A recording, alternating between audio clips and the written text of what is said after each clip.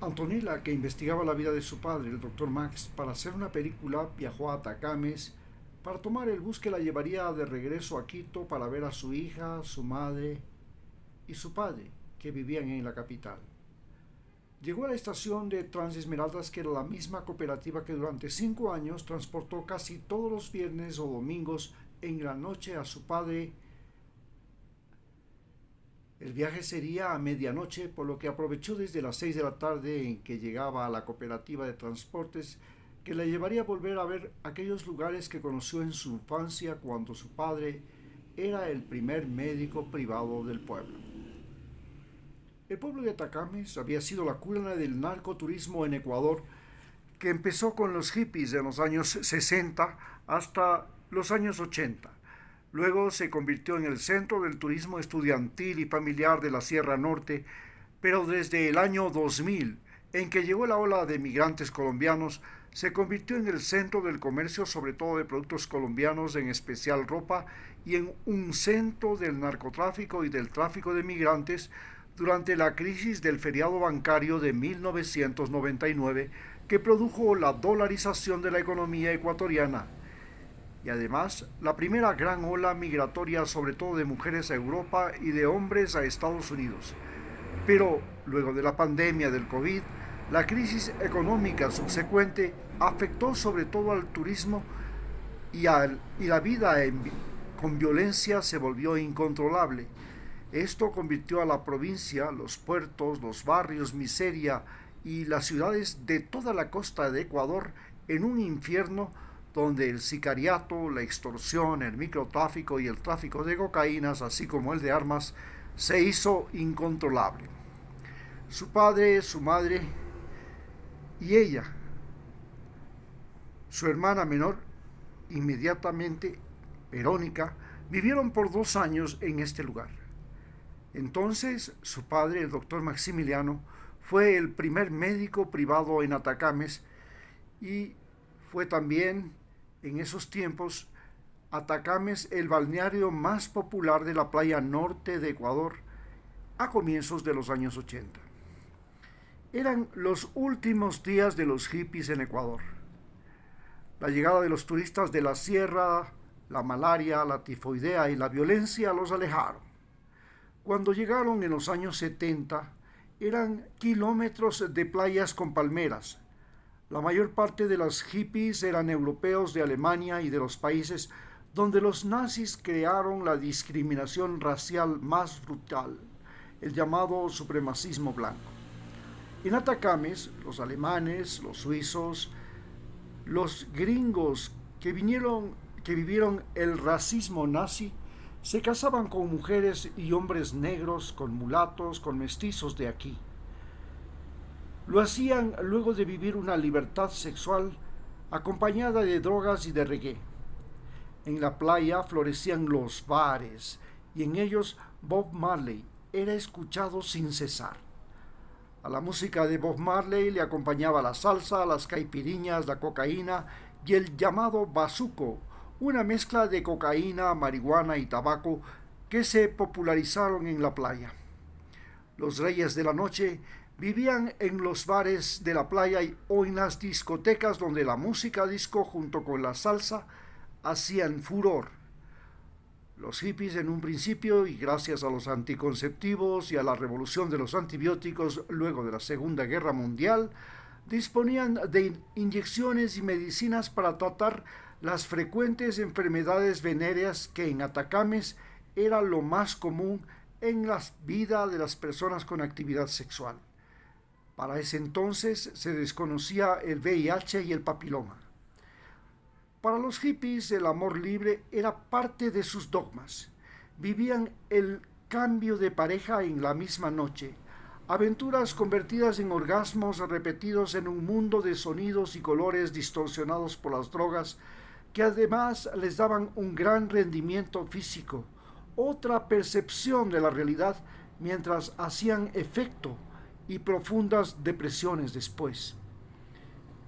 Pronto el sentido de propiedad y el machismo de los hombres y mujeres locales fue cambiando la conducta sexual de los extranjeros.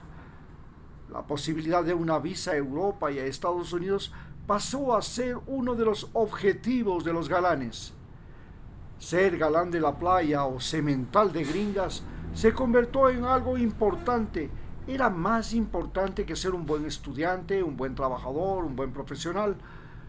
Se los veía a estas personas que trabajaban honestamente como los tontos de este mundo. Los gringos, adictos a las drogas y al sexo, a los galanes de la playa, convirtieron a la cocaína y a los negros, mulatos de estas playas en lo más valioso de Atacames. Para los negros y mulatos de Atacames y de las playas de Ecuador, los gringos fueron un medio para viajar a países europeos y de Norteamérica. Ellos finalmente se convirtieron en cazadores de visas.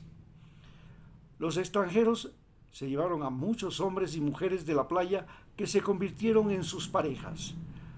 Cuando la malaria y la tifoidea, junto con las violaciones y la violencia sexual y la drogadicción, se convirtieron en peste que se propagaba por las familias locales, y las violaciones a las muchachas extranjeras que tomaban sol con sus mini bikinis, con sus senos al sol, se volvió rutina y dejó de ser un hecho trascendente para ser algo intrascendente. Para los policías y la gente del pueblo, la exposición de las jóvenes al sol en esos bikinis tan pequeños era considerado un llamado a la violación que incluía la violación grupal. Los policías no hacían nada al respecto, y conversar sobre la violación a una gringa era parte de las hazañas de los muchachos. Los muchachos de la playa se vanagloriaban de drograrse con cocaína por libras, poniendo toda la cara en fundas que les pintaban todo el rostro de blanco. Los gringos solo aspiraban por la nariz sus clásicas rayas blancas.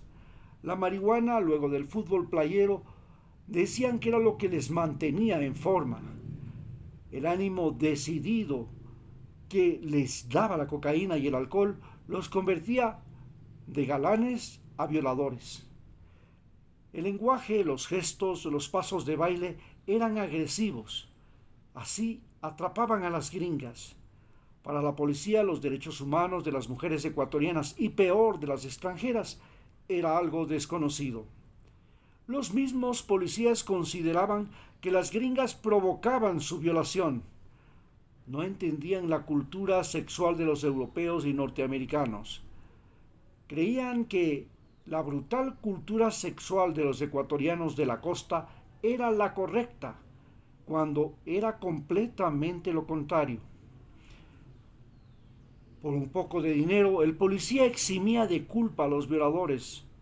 En Atacames no había ni jueces, ni fiscales, ni fiscalía.